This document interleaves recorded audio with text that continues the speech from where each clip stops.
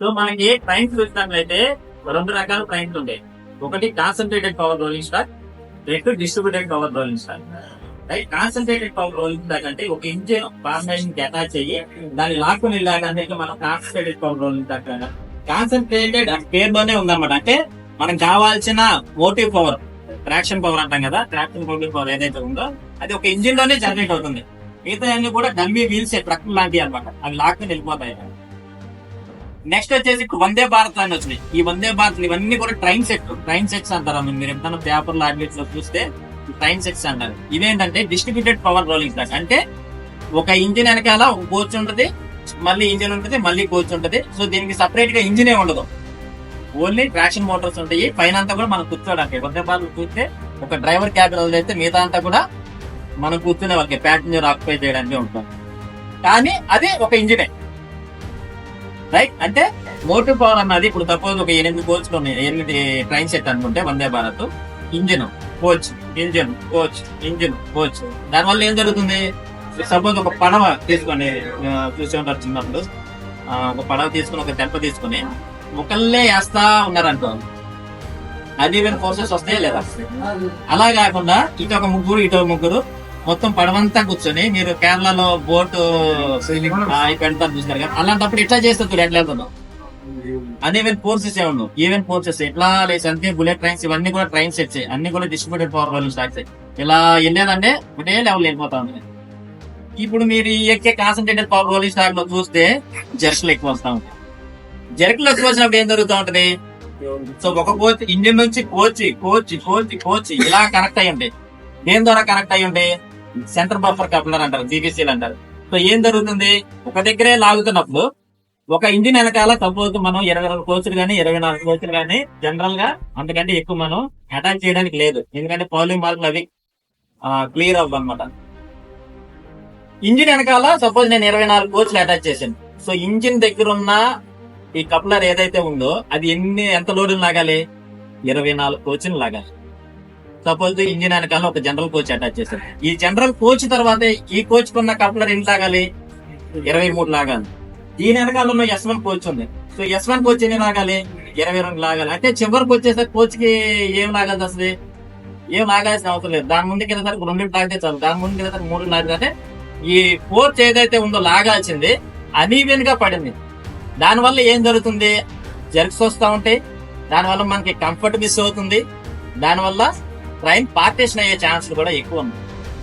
ఈ concentrated power rolling stock వాడటం వల్ల మనకి ట్రైన్ పార్టేషన్ అంటే విడిపోయే ఛాన్సులు ఎక్కువ ఉంటాయి. సో ట్రైన్ విడిపోతే ఏమవుతుంది? ఒక పార్ట్ ముందే వెళ్ళిపోతే ఒక పార్ట్ ఏడే ఉంటుంది. కానీ వెనకాల ఇంకో ట్రైన్ వచ్చేస్తే యాక్సిడెంట్ అయ్యే అవకాశం ఉంది. ప్యాసింజర్ సేఫ్టీ అన్నది తగ్గుతుంది అక్కడ. ఇప్పుడు వచ్చే ట్రైన్ సెట్ లో చూసుకుంటే ఒక కోచ్ వెనకాల ఒక ఇంజిన్, ఒక కోచ్ వెనకాల ఒక ఇంజిన్ ఉంటుంది. కాబట్టి దానిలో పార్టేషన్ అయ్యే ఛాన్స్ ఏ ఉండదు. ఎందుకు అంటే ఒకదాని మీద ఒకటే లోడ్ పడుతుంది, ఒకదాని మీద ఒకటే లోడ్ పడుతుంది. అవి కూడా ఈక్వల్ గా వెళ్తాయి అన్నమాట. సో నీకు అసలు ఎక్కడ ఫోర్స్ అనేవి ఫోర్స్ అన్నదే డెవలప్ అవ్వదు. దాని దగ్గర ఏంటంటే మనకి ఈ ట్రైన్ పార్టేషన్ అయ్యే ఛాన్సే లేదా. సో ప్యాసింజర్ సేఫ్టీ అన్నది పెరిగింది. ఈ కాన్సన్ట్రేటెడ్ పవర్ రోలింగ్ స్టాక్ తీసుకుంటే మనకి ఏరోడైనమిక్ షేప్లు ఉండవు. మీరు ఏ ఇంజిన్ చూసినా సరే ఏరోడైనమిక్ షేప్లు ఉండవు. సో ఏరోడైనమిక్ షేప్ అంటే సపోజ్ మీరు అందరూ బైక్ డ్రైవ్ చేస్తున్నారు. బైక్ డ్రైవ్ చేసినప్పుడు 40 స్పీడ్ మీద వెళ్ళినప్పుడు మీరు ఏం ఎక్స్పీరియన్స్ చేస్తున్నారు? 60 స్పీడ్ వెళ్ళినప్పుడు ఏం ఎక్స్పీరియన్స్ చేస్తారు? 80-100 వెళ్ళినప్పుడు ఏం ఎక్స్పీరియన్స్ చేస్తూ ఉంటారు? ఎయిర్ అపోజిషన్ అన్నది బాగా అర్థం. అంటే ఎయిర్ అన్నది మన స్పీడ్ మీద ఎక్కువ డామినేషన్ చూపిస్తా ఉన్నాడు. కమింగ్ ట్రైన్స్ కూడా అంతే. 40-50 మీద వెళ్ళినప్పుడు ఎయిర్ అంత స్పీడ్ చూపిస్తుంది. ఇప్పుడు మనకి ఆల్రెడీ ఇండియాలో మనకు ఒక షింకన్సేన్ E5 వేరియంట్ అని చెప్పి ఒక బుల్లెట్ ట్రైన్ తీసుకొస్తాం ముంబై నుంచి అహ్మదాబాద్. దాని స్పీడ్ 350 కిలోమీటర్లు. సో ఆ 350 కిలోమీటర్లు వెళ్ళాలంటే ఎయిర్ ఎంత అపోజిషన్ చూపిస్తుంది? ఎయిర్ అంత అపోజిషన్ తీయాలంటే మనం ఎంత ట్రాక్టివ్ ఫోర్స్ డెవలప్ చేయాలి? అది వేస్టే కదా. మనం ఇప్పుడు ఏం చేస్తున్నామంటే ఇండియా గానీ ప్రపంచం గానీ ఎక్కువ ఫోర్స్ ఫేస్ చేస్తున్నది ఏంటంటే గ్లోబల్ వార్మింగ్. ఈ గ్లోబల్ వార్మింగ్ జరగడం వల్ల మనసు అంతా కరిగిపోయి మనం ఉండడానికి భూమే ఉండదు అన్నమాట. సో ఆ గ్లోబల్ వార్మింగ్ తగ్గాలంటే మనకి ఏవైతే ఈ గ్యాసెస్ ఉన్నాయో కార్బన్ డైఆక్సైడ్, మీథేన్, ఇవన్నీ కూడా తగ్గించాలి. ఇవన్నీ తగ్గించాలంటే మనం అందరం కూడా ఎనర్జీ ఎఫిషియెంట్ సైడ్ వెళ్ళాలి. సో ఎనర్జీ ఎఫిషియెంట్ సైడ్ వెళ్ళాలంటే ఈ లోపు వాడేమనుకో, సపోజ్ మీకు అర్థమయ్యేదని చెప్పాలంటే ఇప్పుడు 1 కిలోమీటర్ వెళ్ళాలంటే ఈ లోపు వాడితే 100 లీటర్లు ఆయిల్ కాలుతుంది. అదే ఏదో డైనమిక్ షేప్ వాడేమనుకో 50 లీటర్లతో వెళ్ళచ్చు. ఎనర్జీ ఎఫిషియెంటే కదా. సో గవర్నమెంట్ ఆఫ్ ఇండియా గానీ ప్రపంచంలో ఎవరు తీసుకున్నా కూడా ఎనర్జీ ఎఫిషియెంట్ వైపే తీసుకుంటారన్నమాట. ఈ రోజు దీని నుంచి మనం ఒక దానికి వెళ్తున్నాము అంటే దానిలో ఎంతో కొంత ఎనర్జీ ఎఫిషియెంట్ ఉండాలి, దానివల్ల ఎంతో కొంత గ్లోబల్ వార్మింగ్ తగ్గాలి. అందుకే మనం ఇప్పుడు ఏం చేస్తున్నామంటే వందే భారత్ లాంటి డిస్ట్రిబ్యూటెడ్ పవర్ రోలింగ్ స్టాక్స్ ఇచ్చాం. మీరు వందే భారత్ చూస్తే దానిలో ఏరోడైనమిక్ షేప్ ఉంటుంది అనమాట. దానివల్ల మీకు ఎయిర్ అన్నది ఇట్లా స్ప్లిట్ అయిపోతాయి. సో తక్కువ ఎనర్జీతోనే మనం ఎక్కువ దూరం వెళ్ళిపోవచ్చు. సో అది కూడా ఒక ఎనర్జీ ఎఫిషియెంటే కదా. సో ఇవన్నీ కూడా మీరు అబ్జర్వ్ చేసినప్పుడు మన అబ్జర్వేషన్ ఎట్లా ఉండాలంటే ఆ షేప్ కి ఈ షేప్ ఏంది ఇంత తేడా ఉంది అన్న ఆ థాట్ ఎప్పుడైతే మీలో వస్తుందో, ఒక చిన్న ఆలోచన వచ్చిందంటే ఆటోమేటిక్ గా మీరే నేర్చుకోవడానికి ట్రై చేస్తా ఉంటారు. సో ఇవన్నీ ఎందుకు చెప్తున్నానంటే మనం ఇప్పుడు అమృత్ కాల్ పీరియడ్ లో ఉన్నాం. అర్థమైందా? అంటే ఎప్పుడైతే 2047 వస్తుందో అప్పుడు మన ఇండియాకి ఇండిపెండెన్స్ వచ్చి 100 ఇయర్స్ అవుతుంది. ఆ 100 ఇయర్స్ అయ్యే టైంకి మనం ఏదైతే అభివృద్ధి చెందుతూ ఉన్నామో డెవలపింగ్ నేషన్ మంది. సో డెవలప్డ్ అయిన నేషన్ గా ఉండాలి అంటే సో ఈ 100 ఇయర్స్ అయ్యే సెలబ్రేషన్ టైంకి మనం ఈ డెవలప్ అయిన కంట్రీస్ రష్యా గానీ, అమెరికా గానీ, జపాన్ గానీ, లేదంటే ఫ్రాన్స్ గానీ ఈ దేశాలు సరసన ఉండాలంటే ఏం చేయాలన్నదా భాగంగానే మనం ఇవన్నీ తీసుకొస్తున్నారు మన గవర్నమెంట్ ఆఫ్ ఇండియా. మీరు చదువుకోవాల్సింది ఇవే. ఓకేనా? మనం ఒక మూవ్ తీసుకున్నారంటే దేని గురించి తీసుకున్నారు, మనం ఎట్టి వెళ్తున్నాం, మన టార్గెట్స్ ఏంటి, 2047 మన టార్గెట్. ఆ టైంకల్లా మనం భారతదేశాన్ని అభివృద్ధి చెందిన దేశాల సరసన నిలబెట్టాలి. దానిలో భాగంగానే ఇవన్నీ మనం తీసుకొచ్చేది. ఏమేమి తీసుకొస్తున్నాం ఏమని చెప్తారా? హై స్పీడ్ ట్రైన్స్ వల్ల ఏం ఉపయోగం ఉంది? తక్కువ టైంలో ఎక్కువ వెళ్ళిపోతాం, ఎక్కువ బిజినెస్ చేయొచ్చు. రిన్యూవబుల్ ఎనర్జీ తీసుకొస్తున్నాం, ఎనర్జీ ఎఫిషియన్సీ తీసుకొస్తున్నాం, బ్యాటరీ వెహికల్స్ తీసుకొస్తున్నాం. అంతకంటే మరి ముఖ్యమైనది ఒక దేశం డెవలప్ అయిందా డెవలప్ అవ్వలేదా చెప్పేది ఏంటి? Exports and imports. Exports imports మధ్య మనోడు చెప్పినట్టు ఎకానమీ ఆధారపడి ఉంటుంది. డాలర్ విలువ పెరుగుతుందంటే ఏంటి దాని అర్థం? మనం ఎక్స్పోర్ట్ చేయాల్సిన పోయి అన్ని కొనుక్కుంటున్నాం. మనం ఇవ్వాల్సిన పోయి ఎక్కువ తీసుకుంటా ఉంటే డాలర్ వాల్యూ పెరుగుతూ ఉంటది. డాలర్ వాల్యూ తగ్గించాలంటే మనం తీసుకునేది తగ్గించాలి. అంటే ఇంపోర్ట్స్ తగ్గించుకొని ఎక్స్పోర్ట్స్ ఎక్కువ చేయాలి. దానిలో భాగంగానే తీసుకొచ్చిన గ్రేట్ ఇనిషియేషన్ నరేంద్ర మోడీ గారు ఏంటి ఎవరైనా చెప్తారా? Make in India labs. Sir చెప్పినట్టు ఇది క్లాసులో చెప్పద్దా? ఇవన్నీ సబ్జెక్ట్ ఎవరైనా చదువుకుంటారు, ఇవే చెప్పాలి మనం. So make in India project లో భాగంగానే ఇవన్నీ వస్తున్నాయి. అంటే వీలైనంత వరకు అన్ని మనమే తయారు చేయాలి, మన కంట్రీ అవసరాలకి మనమే చేసుకోవాలి. సో దానిలో భాగంగానే తయారు చేసింది వందే భారత్ ట్రైన్ అన్నమాట. సో వందే భారత్ ట్రైన్ కూడా ఫస్ట్ మనం వేరే వేరే దేశాలని మనం అప్రోచ్ అయినప్పుడు వాళ్ళు ఎక్కువ కాస్ట్ ఎక్కారు. మన వాళ్ళు ఏం చేశారు? సుధన్సు మను సార్ అని ఒక ఆయన ఉంటాడు, ఐసీఎఫ్ జిఎం. ఆయన ఏం చేశాడంటే అంత అవసరం లేదు సార్ మనమే చేస్తాం అని చెప్పి ఆయనే మోడల్ తయారు చేసి వాళ్ళు చెప్పిన కాస్ట్ లో 40% కాస్ట్ లోనే తయారు చేశారు. వాళ్ళకంటే బ్రహ్మాండంగా. సో ఇప్పుడు దక్షిణ పసిఫిక్ దేశాలన్నీ కూడా మన ట్రైన్ సెట్ అడుగుతున్నాయి వందే భారత్. అది కూడా మన దేశానికి ఒక అచీవ్మెంట్. ఎందుకంటే అంత తక్కువ కాస్ట్ లో వరల్డ్ క్లాస్ ట్రైన్ మనం తీసుకొచ్చామన్నమాట. సపోర్ట్. ఇదంతా ఎందుకు చెప్పాను అంటే 2047 కల్లా అభివృద్ధి చెందిన దేశం అవ్వాలంటే ఎలా, ఏ ధైర్యంతో మనం ముందడుగు వేస్తున్నాం అంటే లేదని నేనే అన్నమాట. ప్రపంచంలో ఏ దేశానికి లేని యువతరం ఒక భారతదేశానికి ఉంది. ఆ ట్రెండ్ ఎప్పటి వరకు ఉంటుంది అంటే 2060 వరకే ఉంటుంది. 2060 తర్వాత అందరూ కూడా ముసలాళ్ళు ఎక్కువైపోతారు. తప్ప మనం చదువుకున్న ఏమి లేదు. ఇవన్నీ ఎందుకు చెప్తానంటే మీరు బాధ్యత కలిగిన పౌరులాగా ఉండాలి. మనం ఏదన్నా పని చేస్తున్నామంటే దానివల్ల దేశానికి ఉపయోగపడాలి. ఓకేనా? మంచి భారతీయులాగా మెలుగుతారా మీరంతా? లోకమోటివ్ ముందుకెళ్ళాలి, వీటిని లాక్కుని వెళ్ళాలంటే ఏం కావాలి మనకి? సపోజ్ డీజిల్ లోకో, ఎలక్ట్రిక్ ఏదైనా సరే సమ్ మోటివ్ పవర్ కావాలి. సపోజ్ నేను డీజిల్ లోకో గురించి చెప్తున్నాను. సో డీజిల్ లోకోలో ఇది వెళ్ళాలి అంటే సో ఇక్కడ నుంచి ఇక్కడికి వెళ్ళాలంటే మనకి కింద కొన్ని వీల్స్ కావాలి. వీల్స్ ఉన్నంత మాత్రాన వెళ్ళదు. దానిలో ఎంతో కొంత పవర్ ఉండాలి, ఎనర్జీ ఉండాలి. దాన్ని ఎలా క్రియేట్ చేయాలి? సో వీల్స్ మూవ్ అవ్వాలంటే మనకి ఏదో ఒక పవర్ అన్నది కావాలి. దానికోసం ఏముంటాయి? వీల్స్ కి 6 వీల్స్ ఉంటాయి. అంటే 6 యాక్సిల్స్ ఉంటాయి. ఒక వీలు మధ్యలో గ్యారెంటీ ఇది ఒక వీల్ సెట్ అన్నాం. అట్లాంటి 6 ఉంటాయి. నేను 2 బోగీలు అన్నాను కదా, ఒక బోగికి 3 ఉంటాయి, ఒక బోగికి 3 ఉంటాయి. మొత్తం లోకోకి వచ్చేసి 6 వీల్ సెట్స్ ఉంటాయి, 12 వీల్స్ ఉంటాయి, 6 యాక్సిల్స్ ఉంటాయి. ప్రతి యాక్సిల్ కి కూడా ఒక ట్రాక్షన్ మోటార్ ఉంటుంది. ఈ ట్రాక్షన్ మోటార్ ఏం చేస్తుంది? ఏదైనా మోటార్ ప్రిన్సిపల్ మోటార్ ఏం చేస్తుంది?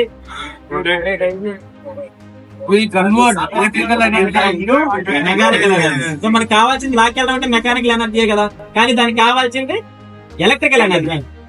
సో ఈ డీజిల్ లోకోలు కూడా మీరు రెండు చూసినట్లయితే వోల్టేజ్ లో మనకి ఆల్ఫా లోకోమోటివ్స్ అని ఉంటాయి. ఇప్పుడు వచ్చేవన్నీ కూడా మనకి high horse power locomotive, HSP locomotive. ఇది ఎందుకు చెప్తున్నామంటే ఈ ఆల్ఫా లోకోమోటివ్స్ లో మనకి ఎలక్ట్రికల్ ఎవరు ఉన్నారా? ఎలక్ట్రికల్ ఎవరన్నా ఉంటే ఈ ట్రాక్షన్ మోటార్లు ఏవైతే ఉన్నాయో వాటి పని వచ్చేసి ఇనిషియల్ గా ఏమి ఇట్లా ఉన్న ఒక రాయిని కలపాలంటే ఇనిషియల్ గా మనం చాలా ఫోర్స్ అప్లై చేయాలి. ఇంజినే 120 టన్నులు ఉంటది, దాని వెనకాల ఉన్న కోచ్లు చాలా వెయిట్ ఉంటది, కోచ్ వెయిట్ ఉంటది, మన వెయిట్. వీటన్నిటిని లాగాలంటే ఈ మోటార్ కు ఉండాల్సిన క్వాలిటీ ఏంటి అంటే హై స్టార్టింగ్ పవర్ ఉండాలి. సో హై స్టార్టింగ్ పవర్ ఉన్న మనకి మోటార్ చూసుకున్నట్లయితే మనకి నార్మల్ గా 2 రకాల మోటార్లు ఉంటాయి. ఫస్ట్ ఏంటి? ఇండక్షన్ మోటార్స్ అంటే AC Motors, DC Motors. So AC Motors వాడితే మనకి హై స్టార్టింగ్ పవర్ రాదు, డీసీ మోటార్స్ వాడితే మనకి హై స్టార్టింగ్ పవర్ వస్తుంది. సో డీసీలో కూడా 4 రకాల మోటార్లు ఉంటాయి. Shunt, series, long shunt, short shunt 4 రకాలు ఉంటాయి. సో అందులో మళ్ళీ సిరీస్ మోటార్స్ వాడితేనే మనకి హై స్టార్టింగ్ టార్క్ వచ్చి తొందరగా పికప్ వస్తుంది అనమాట. అందుకే అని చెప్పి alpha locomotive first DC series Motors అని ఇంట్రడ్యూస్ చేశారు. సో ఈ డీసీ సిరీస్ మోటార్స్ కి ఏమవుతుందంటే రొటేట్ అయ్యే దాని నుంచి మనం పవర్ కలెక్ట్ చేసుకోవాలి. అంటే కార్బన్ బ్రషెస్ ఉంటాయి. సో మనం పెద్ద పెద్ద ఎక్విప్మెంట్ కి పెద్ద పెద్ద రేంజెస్ కి మనం వెళ్ళలేం కాబట్టి ఇప్పుడు వచ్చిన హెచ్ఎస్పీ లోకోమోటివ్ ఏం చేశారంటే అన్ని కూడా induction motors, 3 phase induction motors వచ్చారన్నమాట. ఈ 3 ఫేజ్ ఇండక్షన్ మోటార్ లో స్టార్టింగ్ టార్క్ ఏమి ఉండదు, కానీ దాని క్యారెక్టరిస్టిక్స్ ఉంటాయి కదా. క్యారెక్టరిస్టిక్స్ లో ఎక్కడో ఒక చోట మనకి high starting torque, high torque వస్తుంది. మనం ఏం చేస్తామంటే వేరియబుల్ ఫ్రీక్వెన్సీ డ్రైవ్స్ వచ్చినాయి. అప్పుడు వేరియబుల్ ఫ్రీక్వెన్సీ డ్రైవ్స్ లేవు. ఈ వేరియబుల్ ఫ్రీక్వెన్సీ డ్రైవ్స్ తీసుకొచ్చి ఎక్కడైతే మాక్సిమం టార్క్ వస్తుందో అది మనకు స్టార్టింగ్ లోనే తీసుకోవాలి. మనకు కావాల్సింది స్టార్టింగ్ టార్క్ ఎక్కువ కావాలి అని చెప్పి బాగా అర్థమైంది కదా. ఇప్పుడు వచ్చేవన్నీ కూడా ఇండక్షన్ మోటార్స్ అంటే తోకపోవాలి, రైట్? సో మనకి ట్రాక్షన్ మోటార్లు 6 ట్రాక్షన్ మోటార్లు ఉంటాయి. 6 ట్రాక్షన్ మోటార్లకి మనం ఎలక్ట్రికల్ ఎనర్జీ ఇచ్చినట్టయితే అది మెకానికల్ ఎనర్జీ కింద కన్వర్ట్ చేసి మనకి లోకోని మూవ్ చేస్తుంది. ఎంతవరకు ఓకేనా? ఈ ఎలక్ట్రికల్ ఎనర్జీ ఎక్కడి నుంచి వస్తుంది? జనరేటర్. డీజిల్ ఇంజిన్లు అయితేనేమో జనరేటర్. ఏసీ లోపలికి వచ్చేసరికి ఏమవుతుంది? పైన కనెక్ట్ చేస్తుంది. ఇంతవరకు ఓకేగా? ఇప్పుడు డీజిల్ ఇంజిన్ దగ్గరికి డీజిల్ లోపల ఒక జనరేటర్ ఉంటారు. అంటే electrical supply electrical supply apply చేయాలంటే మనకు ఒక జనరేటర్ అనేది కావాలి. సో మనకు అర్థమైపోయింది లోకంలో ఒక జనరేటర్. ఈ జనరేటర్ ప్రిన్సిపల్ ఎవరైనా చెప్తారా? అలాగే అసలు జనరేటర్ పని చేయాలంటే కూడా ఒక 3 అంటే ఎలక్ట్రికల్ ఎనర్జీ జనరేట్ అవ్వాలంటే కూడా మనకి 3 బేసిక్ థింగ్స్ కావాలి. మ్యాగ్నెటిక్ వైండింగ్, మ్యాగ్నెటిక్ ఫ్లక్స్ కావాలి, కండక్టర్ కావాలి. ఈ 2 ఉన్నంత మాత్రాన జనరేట్ అవ్వదు. రిలేటివ్ మోషన్ కావాలి. మైకేల్ ఫ్యారడే మీకు తెలిసే ఉంటాడు. మైకేల్ ఫ్యారడే ఎలక్ట్రికల్ ఎనర్జీ అన్నది ఎట్లా జనరేట్ చేయాలన్నది కనిపెట్టడానికి 9 సంవత్సరాలు ఆయన జీవితాన్ని దానికోసం వెచ్చించాడు అనమాట. మనం ఇప్పుడు ఎవరు కూడా ఒక్క పూట కూడా టైం వెచ్చించట్లేదు. ఇప్పుడు మనం అనుభవిస్తున్న ఎలక్ట్రిసిటీ గానీ ఈ కంఫర్ట్స్ అన్ని కూడా వాళ్ళు పెట్టిన భిక్షే అనమాట. సైంటిస్ట్లే. ఆయన 9 సంవత్సరాలు ఆయన జీవితంలో వేస్ట్ చేసుకుని ఎలక్ట్రికల్ ఎనర్జీ ఎలా జనరేట్ చేయాలన్నది ఒక ఫార్ములా జనరేట్ చేశారు. సో మేము 3 బేసిక్ థింగ్స్ కావాలని చెప్పానా? కండక్టర్ కావాలన్నాను, మ్యాగ్నెటిక్ ఫీల్డ్ కావాలన్నాను, రిలేటివ్ మోషన్ కావాలన్నా. సో ఈ జనరేటర్ లో ఈ 3 మనం జనరేట్ అందించినట్లయితే మనకు కావాల్సిన ఎలక్ట్రిసిటీ అన్నది జనరేట్ అవుతుంది. సో జనరేటర్ లో కూడా 2 పార్ట్స్ ఉంటాయి, రోటార్, స్టాటర్. స్టాటర్ లో నేను ఎలక్ట్రికల్ వైండింగ్ చేసేసాను, రోటార్ లో మ్యాగ్నెటిక్ ఫ్లక్స్ పెట్టాను. సో రిలేటివ్ మోషన్ అంటే రొటేట్ చేయాలి రోటార్. దాన్ని రోటార్ ని రొటేట్ చేయడం కోసం ఒక ఏదైతే ఉందో దాన్ని మనం ఒక ప్రైమ్ మూవర్ అంటాం. ఈ ప్రైమ్ మూవర్ ఏదైనా మీరు ఎక్కడ జనరేషన్ చూస్తున్నా సరే, సపోజ్ థర్మల్ పవర్ స్టేషన్ కి వెళ్తే అక్కడ స్టీమ్ వాడతాం, స్టీమ్ టర్బైన్స్, అదొక prime mover. Hydro generation station కి వెళ్తే అక్కడ వాటర్ వాడతాం, వాటర్ టర్బైన్, అదొక ప్రైమ్ మూవర్. ఇంజిన్ దగ్గరికి వచ్చేసరికి మనం డీజిల్ ఇంజిన్ వాడతాం, అది కూడా ఒక ప్రైమ్ మూవర్. దాని పని ఏంటి?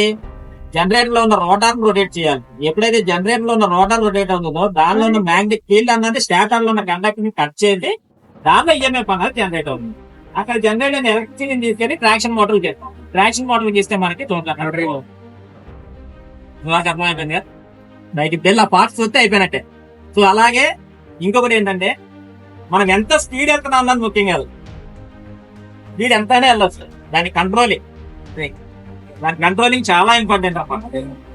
స్పీడ్ ట్రాక్షన్ మోటార్ కెపాసిటీ పెంచే స్పీడ్ పెరిగిపోద్ది, కానీ నువ్వు ఆ స్పీడ్ కంట్రోల్ చేసే మెకానిజం మన దగ్గర లేదనుకో, అవును కదా, యాక్సిడెంట్స్ అని. దీనిలో కూడా బ్రేకింగ్ అంటాం మనం. ఈ బ్రేకింగ్ కూడా మనకి 3 రకాల బ్రేకింగ్స్ ఉన్నాయి. ఎర్లియర్ చూసుకున్నట్లయితే మనకి ఓన్లీ మెకానికల్ బ్రేకింగ్ అయితే చేయలేదు. మనం బ్రేక్స్ అప్లై చేస్తే మన సైకిల్ అబ్జర్వ్ చేస్తుంటారు బాగా. సైకిల్ మనం బ్రేక్ వేస్తే ఏమవుతుంది, రబ్బర్ ఉంటుంది, ఆ రబ్బర్ వెళ్ళి వీలు పట్టుకుంటుంది, అరెస్ట్ అయిపోతుంది.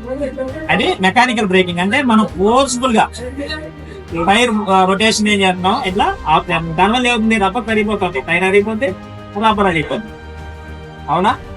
దానికోసం ఏం చేశారంటే అగైన్ ఎలక్ట్రికల్. అంటే ఇవన్నీ కూడా ఎందుకు డెవలప్ చేసుకుంటూ వచ్చారు, ఎనర్జీ ఎఫిషియెంట్. 6 నెలల్లో మార్చాల్సిన టైర్ సైకిల్ కి ఒక 1 year వరకు వచ్చే ఒక ఇన్నోవేషన్ తీసుకొస్తే ఎనర్జీ ఎఫిషియెంటే కదా, అవునా కదా. సో ఇక్కడ ఏం తీసుకొచ్చారంటే ఎలక్ట్రికల్ మోటార్ అంటే ఏదైతే మోటారింగ్ యాక్షన్ ఉంటుందో దాని జనరేటర్ కింద యాక్ట్ చేసి ఎలక్ట్రికల్ టార్క్ ఈ డైరెక్షన్ లో తిరిగేదాన్ని నేను ఈ డైరెక్షన్ చేశాను. ఏమవుతుంది, ఎలాంటి ఫిజికల్ బ్రేకింగ్ లేకుండానే మనకి స్లో అయిపోతుంది. నెక్స్ట్ రాదు కానీ 100 స్పీడ్ ఉన్నది 10 to 5 తీసుకొచ్చేస్తారు, ఫ్రాక్షన్ ఆఫ్ సెకండ్స్, ఏదంటే 15 seconds. సో దానివల్ల నీకు ఎక్కడా కూడా గ్యారంటీనే లేదు, అవునా. ఇదొక బ్రేకింగ్. దీన్ని ఏమన్నా డైనమిక్ బ్రేకింగ్ అంటారు. So mechanical breaking, dynamic break. ఈ డైనమిక్ బ్రేకింగ్ కూడా ఆ మోటార్ ఏదైతే ఉందో జనరేటర్ కింద రొటేట్ చేయాలి. జనరేటర్ కింద రొటేట్ చేయాలంటే ఏదో దాన్ని రివర్స్ చేస్తే సరిపోతుంది. అవన్నీ తర్వాత అసలు మీరు తెలుసుకోండి డైనమిక్ బ్రేకింగ్ అంటే ఏంటన్నది యూట్యూబ్ లో తెలియదు. షాపుల్లో మీ సార్ వాళ్ళు ఎవరు చూడండి, ఇచ్చిన కూడా ఉంటుంది, రైట్. ఈ డైనమిక్ బ్రేకింగ్ వల్ల ఏం జరుగుతుందంటే, ఈ డైనమిక్ బ్రేకింగ్ చేసినప్పుడు ఏముందంటే ఈ మోటార్ కాస్త జనరేటర్ అవుతుంది. ఏం జరుగుతుంది, ఎలక్ట్రికల్ ఎనర్జీ అన్నది డెవలప్ చేస్తుంది. దాన్ని నేను రెసిస్టెన్స్ ఇచ్చేసి ఫీల్డ్ కింద డిసిపేట్ చేసేస్తాను, వేస్ట్ చేసేస్తాను. దీని నుంచి ఏం తీసుకొచ్చారంటే రీజనరేటివ్ బ్రేకింగ్ సిస్టమ్ అన్నది వచ్చింది. సో ఈ రీజనరేటివ్ బ్రేకింగ్ సిస్టమ్ ఏంటంటే ఈ మోటారింగ్ యాక్షన్ నుంచి జనరేటర్ యాక్షన్ వచ్చిన తర్వాత ఏదైతే ఎలక్ట్రికల్ ఎనర్జీ జనరేట్ అయిందో దాన్ని కూడా మనం లైన్ లోకి పంపించేస్తాం. ఇప్పుడు వచ్చే ట్రైన్ సెట్స్ ఏవైతే వందే భారత్ ఉన్నాయో దానిలో అంతా కూడా రీజనరేటివ్ బ్రేకింగ్ అవుతుంది. సో వందే భారత్ వల్ల ఎన్నో ఉపయోగాలు చూడండి. ఈ ఎయిర్ వల్ల మనకి ఎక్కువ పవర్ అవసరం లేదు, అయితే ఏరోడైనమిక్ షేప్ ఉంది. రెండోది వచ్చేసి బ్రేకింగ్ లో కూడా రీజనరేటివ్ బ్రేకింగ్ వాడటం వల్ల ఎలక్ట్రికల్ ఎనర్జీ ఏదైతే మనం లోగోను ఆపడానికి ఉపయోగించాల్సిన ఎనర్జీతో మళ్ళీ ఎలక్ట్రికల్ ఎనర్జీని జనరేట్ చేసి మళ్ళీ లైన్ లోకి పంపిస్తున్నాం. సో దానివల్ల కూడా మనకి ఎనర్జీ ఎఫిషియెంట్ అయింది. అలాగే ఆటోమేటిక్ డోర్లు వచ్చినాయి. సో ఆటోమేటిక్ డోర్లు వస్తూ కూడా మనకి చాలా ఉపయోగం, ఎందుకంటే ఎవరు కింద పడే ఛాన్స్ ఉండదు. ఎవరు పడితే వాళ్ళు వచ్చి చైన్లు దొంగతనం చేసి, అంటే ఎవరైతే థెఫ్టింగ్ ఇవన్నీ ఉంటాయో అవన్నీ కూడా జరగవు. సో ఇవన్నీ కూడా ప్యాసింజర్ సేఫ్టీ. అంటే గవర్నమెంట్ ఒక మూవ్ తీసుకుందంటే అది ఖచ్చితంగా ప్రజలకు ఉపయోగపడేది, దేశానికి ఉపయోగపడేదే ఉంటుంది. అపోజిషన్ పార్టీస్ కానీ వేరే వాళ్ళు కానీ అపోజ్ చేస్తూనే ఉంటారు, ఎందుకంటే వాళ్ళు ఓట్లు పోతే కానీ అపోజ్ చేస్తారు. కానీ ఎవరైతే గవర్నమెంట్ ఫామ్ చేసి ఉంటారో వాళ్ళు ఖచ్చితంగా దేశం గురించి ఆలోచించి చేస్తారన్నమాట. సో మనం ఇది అంత ఎందుకు చెప్తానంటే ఈ పాలిటిక్స్ ఎక్కువ తలకెక్కించుకోవడం. గెలిచేంత వరకే పాలిటిక్స్, గెలిచిన తర్వాత ఖచ్చితంగా దేశం గురించి ఆలోచించి పనిచేస్తారు ఎవరైనా సరే. అది బీజేపీ అవని, కాంగ్రెస్ అవని, ఇంకో అవని, ఎవరైనా సరే గెలిచే వరకే ఈ గేమ్ అంతా ఆడతారు. గెలిచిన తర్వాత మాత్రం ఖచ్చితంగా దేశం కోసం పనిచేస్తాను. అయితే ఇప్పుడు వెళ్ళి మనం అది చూద్దాం, ఓకేనా. ఇప్పుడు ఏమేం చెప్పాను నేను, బ్రేకింగ్ సిస్టమ్, నెక్స్ట్ జనరేటర్ అన్నాను, ఇంజిన్ అన్నాను, వీల్ సెట్స్ అన్నాను, ట్రాక్షన్ మోటార్లు అన్నారు. సో దానిలో కొన్ని సిస్టమ్స్ కూడా ఉంటాయి, అవన్నీ అవసరం లేదు చెప్పినా మీకు అర్థం కాదు. ఎందుకంటే ఒక ఇంజిన్ నడవాలంటే దానిలో ఆయిల్ ఉండాలి, తెలుసు కదా. ఫైర్ ట్రయాంగిల్ అంటారు, అంటే ఒక ఫైర్ జనరేట్ అవ్వాలంటే దానిలో ఏదైనా కంబషన్ మెటీరియల్ ఉండాలి, ఆక్సిజన్ ఉండాలి, హీట్ ఉండాలి. ఈ 3 ఉంటే ఖచ్చితంగా అక్కడ ఫైర్ అన్నది జనరేట్ అవుతుంది. సో డీజిల్ ఇంజిన్ పని చేయాలంటే మనకి డీజిల్ ఇస్తాం, ఆక్సిజన్ ఇస్తాం, హీట్ అన్నది ఆటోమేటిక్ గా ఇది 2 stroke ఇంజిన్ లో వస్తుంది. అంటే దానికి సక్షన్ స్ట్రోక్ అంటాం, కంప్రెషన్ స్ట్రోక్ అంటాం. కంప్రెషన్ స్ట్రోక్ లో ఆటోమేటిక్ హీట్ అన్నది జనరేట్ అవుతుంది. సో ఎంత డెప్త్ గా అవసరం లేదు, సరేనా, రైటా.